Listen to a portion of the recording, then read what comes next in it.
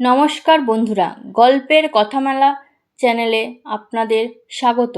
আজকে আমি শোনাবো উপেন্দ্র কিশোর রায়চৌধুরীর লেখা বুদ্ধিমান চাকর। গল্পটি যদি ভালো লাগে তবে অবশ্যই সাবস্ক্রাইব করবেন, তাহলে আমি আরও নতুন নতুন গল্প নিয়ে আপনাদের সামনে হাজির হব। বুদ্ধিমান চাকর। এক কাজী সাহেবের এক চাকর ছিল, তার নাম বুদ্ধু।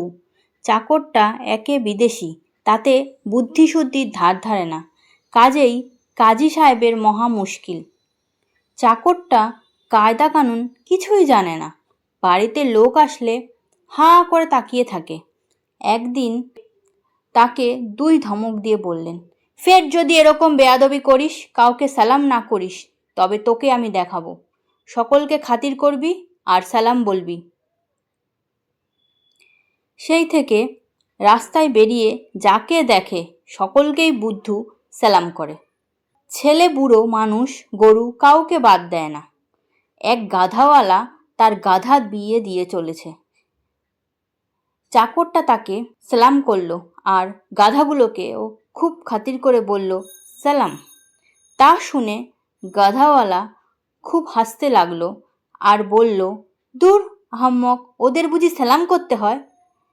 ওদের হেই হেই করে চালাতে হয়। বুদ্ধু বেচারা কিছু দূর গিয়ে দেখল একজন শিকারী ফাঁদ পেতে বসে আছে আর অনেকগুলো পাখি সেই ফাঁদের কাছে ঘুরছে।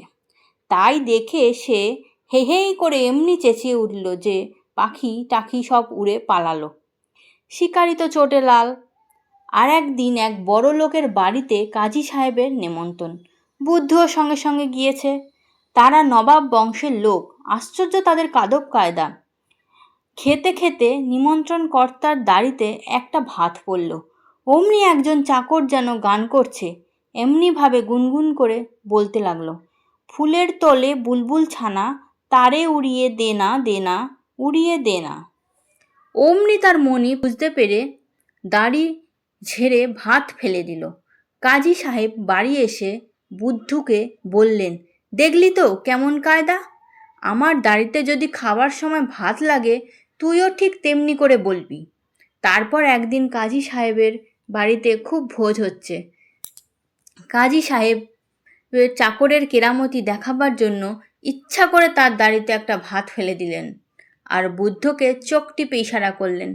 বুদ্ধু অমনি চেঁচিয়ে বলল, সেই যে সেদিন অমুকের বাড়িতে না কিসের কথা হয়েছিল, আপনার দাড়িতে তাই হয়েছে, তা না না না না না।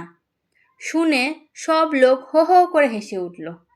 একদিন মনিব বললেন, দেখ তুই বড় বিশ্রী ভাত রাঁধিস, তুই এখনো ফ্যান গালতেই শিখিসনি।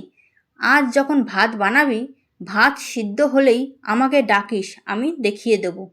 আমাকে না দেখিয়ে কিছু করিসনি। সেদিন ভাত সেদ্ধ হতেই তো চাকর মনিবকে ডাকতে গিয়েছে। দরজার বাইরে থেকে উকি মেরে একটা আঙ্গুল দিয়ে ইশারা করে সে মনিবকে ডাকতে লাগলো। কাজী সাহেব তখন দরজার দিকে পিছন ফিরে কি যেন লিখছিলেন।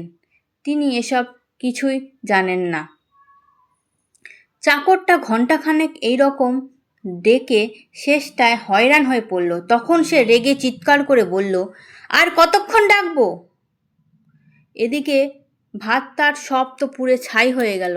তখন কাজী সাহেব ফিরে দেখেন চাকর তাকে একটা আঙ্গুল দিয়ে ইশারা করছে। ওদিকে সত্যি সত্যি ভাত পুড়ে ছাই। একদিন রাত্রে কাজী সাহেবের বাড়ি চোর ঢুকেছে। বুদ্ধু খচমচ শব্দ শুনে জিজ্ঞাসা করল, কে রে?